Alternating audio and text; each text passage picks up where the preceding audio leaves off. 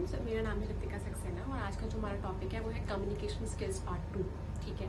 So last जो topic था हमने उसमें पढ़ा था कि कम्युनिकेशन स्किल्स क्या होती हैं और उसके क्या क्या तरीके होते हैं कम्युनिकेट करने के, और कम्युनिकेशन स्किल्स में क्या क्या बैरियर्स आते हैं। तो आज के हम सेशन में पढ़ेंगे कि कम्युनिकेशन स्किल्स के हम जो बैरियर्स होते हैं हम उसको कैसे ओवरकम कर सकते हैं, विच इज़ रिलेटेड टू जो बैरियर्स हैं उसको हम कैसे जो है ओवरकम कर सकते हैं। सो ओवरकम से मेरा मतलब है हम उसको कैसे कम कर सकते हैं या हम उसको कैसे ख़त्म कर सकते हैं।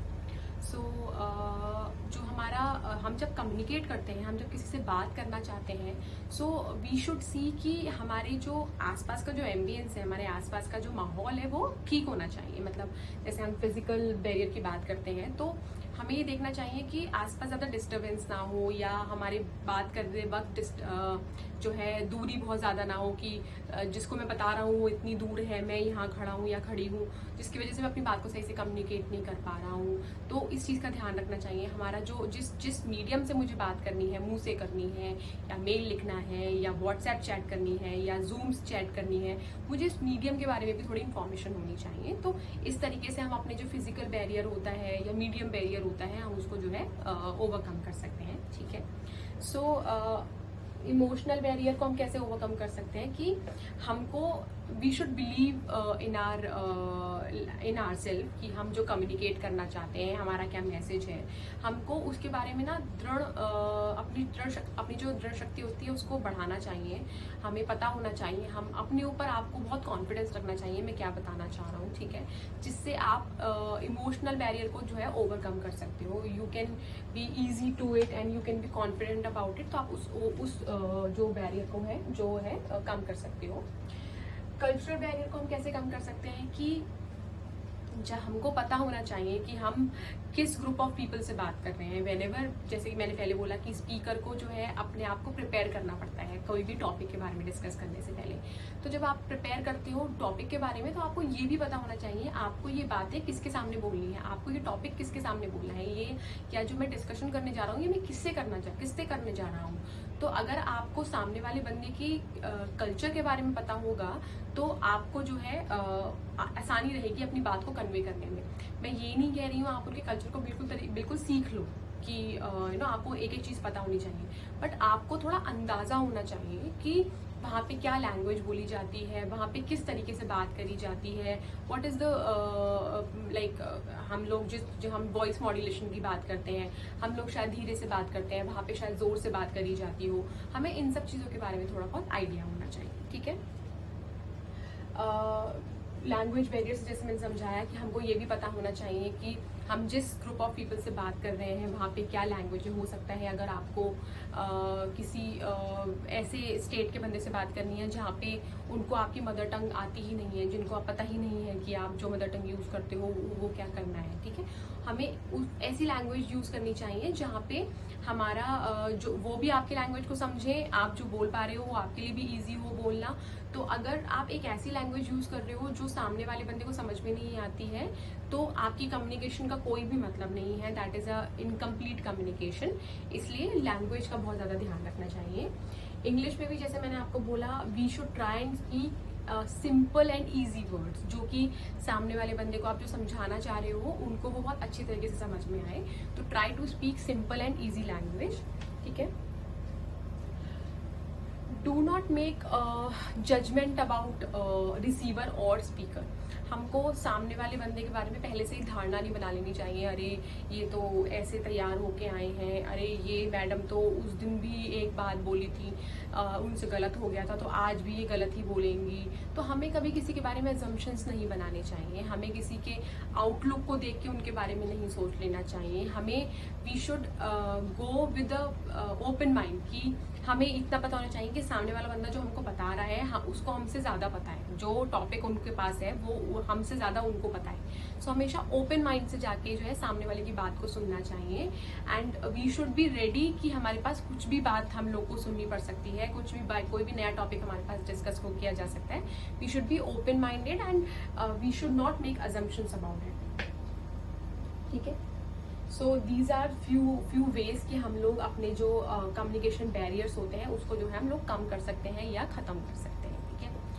सो now there are few principles of fluency. आप अपने इंग्लिश कम्युनिकेशन को किस तरीके से स्मूथ कर सकते हो, मतलब आप बहुत आसानी से इंग्लिश कैसे बोल सकते हो, ठीक है। तो उसके लिए सबसे इम्पोर्टेंट तो जो है, हमने जितने भी सेशंस पहले पढ़े हैं, हमने जितने भी टॉपिक्स पहले पढ़े हैं, उसको आपको बहुत अच्छे से याद रखना पड़ेगा। आपको अपनी वोकैबुलरी इंप्रूव करनी पड़ेगी। मैं हर सेशन में आपसे बोलती हूँ कि प्लीज़ अपना वोकैबुलरी चार्ट बनाइए। जो वर्ड हम ज़्यादा यूज़ करते हैं या जिस वर्ड का हम अच्छे से खुद से मीनिंग लिखते हैं अपनी बुक में या अपने कॉपी में या अपने चार्ट पे, तो हमको वो वर्ड जो है ज़्यादा समय से तक के लिए याद रहता है। वो हमेशा लाइफ लॉन्ग याद रहता है हमें, रादर डिक्शनरी से जो वर्ड हम लोग ऐसे अगर आप पूरी डिक्शनरी पढ़ने बैठ जाओगे ना, तो आपको वो वर्ड कभी याद नहीं होगा। लेकिन अगर आप कोई वर्ड ढूंढ के उसका मतलब लिखोगे तो आपको वो वर्ड इजीली याद रहेगा। सो अब है कि हम अपनी जो लैंग्वेज है उसमें कैसे फ्लुएंसी कैसे ला सकते हैं। वो ऐसे ला सकते हैं कि जब हमें think in English before you speak. So हम जनरली क्या करते हैं कि अगर हमें कोई कुछ टॉपिक बोलने के लिए बोला गया है, तो हम क्या करते हैं जनरली हम क्या करते हैं कि हम लोग ना हिंदी में सोचते हैं, हम लोग अपनी मदर टंग में सोचते हैं, and then we try to convert it into English, जो कि which is a wrong way of communicating.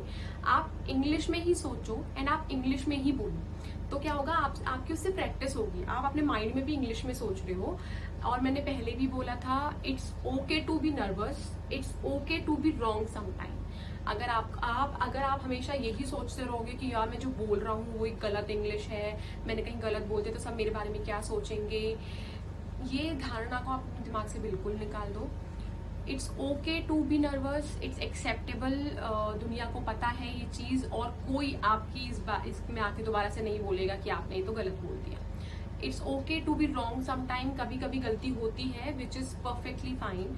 सो आप जो भी बोलना चाहते हो उसको अपनी मदर टंग लैंग्वेज से ट्रांसलेट करने से बेटर आप इंग्लिश में ही सोचो और उसको इंग्लिश में ही बोलो, ठीक है। Think twice before you want to speak, ठीक है। सो कभी कभी क्या होता है कि हम कुछ बोलना चाहते हैं, ठीक है, हमको टॉपिक दिया जाता है। सो आपको ना सोचना पड़ेगा कि आप जो इन्फॉर्मेशन देना चाहते हो या आपकी जो लैंग्वेज है वो सामने वाले बंदे को समझ में आएगी। आप जो इन्फॉर्मेशन देना चाहते हो क्या वो सही तरीके से कन्वे हो रही है। सो जिसका बेस्ट वे है कि आप अपने आप को प्रिपेयर करके बोलो। देखो इनिशियली क्या होता है ना कि आपको कुछ भी करना है ना इंग्लिश में, तो आपको अपने आप को प्रिपेयर करना पड़ेगा। रैंडमली कोई आपसे अगर बोले ना इस टॉपिक पे इंग्लिश में बोलना है, तो it would be very difficult for you, it would be like a nightmare. एक बुरा सपना होगा शायद आपके लिए, इंग्लिश में खड़े होकर कोई आपसे बोल दे कि बोलो, आपके लिए बहुत डिफिकल्ट होगा। तो इनिशियली जब भी आपको कुछ बोलना है ना, सो प्लीज प्रिपेयर योरसेल्फ। आपको ये पता होना चाहिए कि मुझे जिस तरीके की लैंग्वेज यूज करनी है या जो मुझे इन्फॉर्मेशन देनी है वो मैं सही से कन्वे कर पाऊंगा। उसके लिए शायद आपको प्रैक्टिस करनी पड़ेगी। एक एग्जाम्पल मैं आपको देना चाहती हूँ कि जो एक लकड़ी जो पेड़ काटते हैं, ठीक है, उनके पास एक हथियार होता है जिससे वो पेड़ काटते हैं, ठीक है।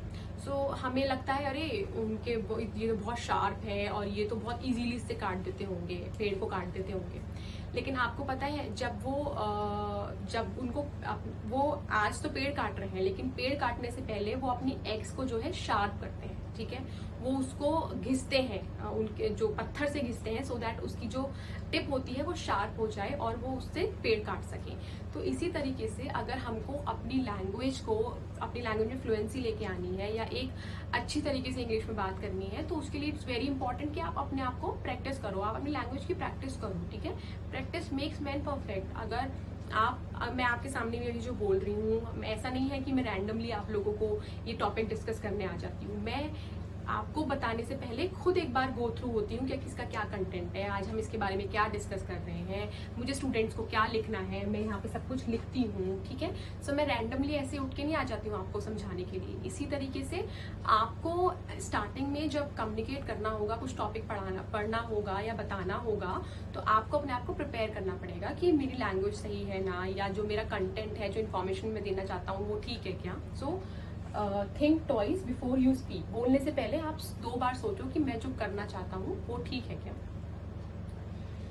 Expect the unexpected. सो कभी कभी ऐसा होता है कि हम लोग जो जा रहे हैं, जो टॉपिक पे जो हमारे स्पीकर हैं वो हमसे कुछ ऐसी बातें कर देते हैं, जो ऐसी कुछ बात हमारे सामने निकल के आती है जो हमने सोची भी नहीं थी कि ऐसा भी हो सकता है, ठीक है। सो जब भी कोई कम्युनिकेशन या कोई डिस्कशन होता है, गो विद ओपन माइंडेड, ठीक है।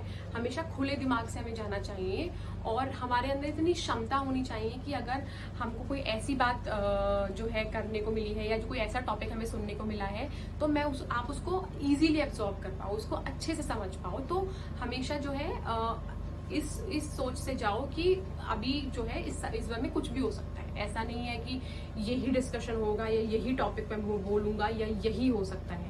देखो डिबेट वगैरह होता है ना, तो उसमें तो हमको पता होता है कि इस तरीके से ही बात करनी है, यही बोलना है। लेकिन जब आप एक प्रैक्टिकल वर्ड में आते हो, ठीक है, लेकिन जब आप एक ऐसे एरिया में आते हो, ऐसे वर्ड में आते हो जहाँ आपको काम करना है या बहुत लोगों से मिलना है, कम्युनिकेट करना है, तो आपको ओपन माइंड से जाना चाहिए। आपको यू शुड एक्सपेक्ट अनएक्सपेक्टेड। आपको इस माइंड से जाना चाहिए कि अभी मेरे सामने ऐसी चीज भी बोली जा सकती है जो मैंने कभी सोची भी ना, ठीक है।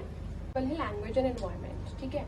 सो अगर हम ध्यान दें, हमारी जो मदर टंग है, क्या हमें उसकी सारी ग्रामर पता है? Do we know the terms of grammar and क्या स्ट्रक्चर है हमारी मदर टंग का? नहीं। क्यों? क्योंकि हमने कभी इस सब चीजों पे ध्यान ही नहीं दिया। लेकिन हमारी जो बात करने की जो क्षमता है ना, हमारी जो फ्लुएंसी है, हमारी जो पिच है हमारी मदर टंग में, वो बहुत अच्छी है। जैसे मैं इतनी इजीली हिंदी बोल देती हूँ। क्यों? क्या मुझे पता है कि इसकी व्याकरण क्या है? क्या मुझे पता है कि इसके क्या क्या टर्म्स होते हैं या क्या क्या स्ट्रक्चर होता है हिंदी का? नहीं। क्यों? क्योंकि मैंने शुरू से ही जो है हिंदी सीखी है। हिंदी मैंने आसपास के माहौल में देखी है, ठीक है।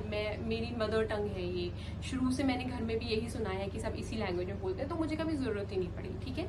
सो इसी तरीके से, वो कैसे? क्योंकि मैंने इसकी प्रैक्टिस करी है। तो इसी तरीके से हमें कोई भी लैंग्वेज अगर सीखनी होती है, उसके लिए आपको ध्यान देना पड़ता है, उसके लिए आपको प्रैक्टिस करनी पड़ती है। सो इतनी इजीली वो लैंग्वेज आपको नहीं आ सकती है, ठीक है। सो एक लैंग्वेज को एक्वायर करने में आपको टाइम लगता है, ठीक है, आपको उसको समझना पड़ता है। सो इसलिए आपको उस पर ध्यान, जैसे कि मैंने पहले बताया, प्रैक्टिस मेक्स मैन परफेक्ट। तो लैंग्वेज को एक्वायर करने के लिए, शायद आपको इंग्लिश को एक्वायर करने के लिए थोड़ा समय लगेगा। समय दीजिए, प्रैक्टिस कीजिए, तभी वो लैंग्वेज आपको जो है आ सकती है। सो इस टॉपिक को, इसका जो कंक्लूजन है कि आप इंग्लिश फ्लुएंसी में कैसे ला सकते हो, तो वो यही है कि प्रैक्टिस। आप जितना प्रैक्टिस करोगे, जैसे मैंने एक बार पहले भी आपको बोला था कि stand in front of mirror and try to speak. जितना आप अपने सामने बोलने की कोशिश करोगे, उससे ज्यादा बेटर कोई वे नहीं है आपको इंग्लिश में फ्लुएंसी लेके आने का। ऑलराइट, आई होप आपको ये टॉपिक अच्छे से समझ में आया होगा और आप इसको प्रैक्टिस कीजिए। आपके वर्कबुक में एक्टिविटीज दी हुई हैं, सो प्लीज इसकी प्रैक्टिस कीजिए। I am sure you can acquire English language very easily, nicely, अगर आप उसकी सही से प्रैक्टिस करोगे। On this note, I would like to end this topic right here and we'll meet for the next session. All right, take care, bye.